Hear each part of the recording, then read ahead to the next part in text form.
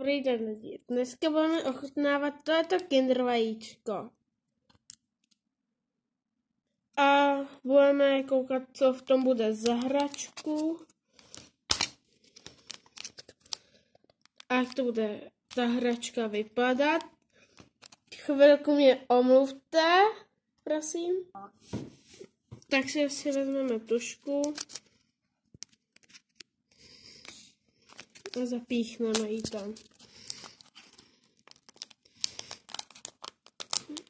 Nevím, jestli to je sice nejlepší nápad, ale Kinder vajíčka máme.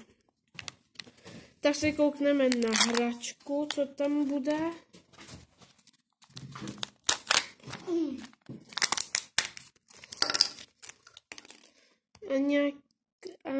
Napiš někdo tenhle. Napište do komentářů, co si myslíte, že to je. Tohleto. A je to asi zvýrazňovač. Dobře. A teď jdeme ochutnávat tohleto.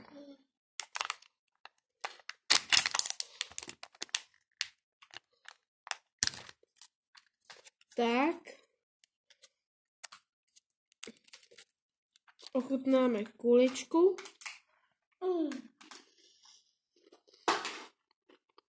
A je výborná. A polevu. A to je to samý.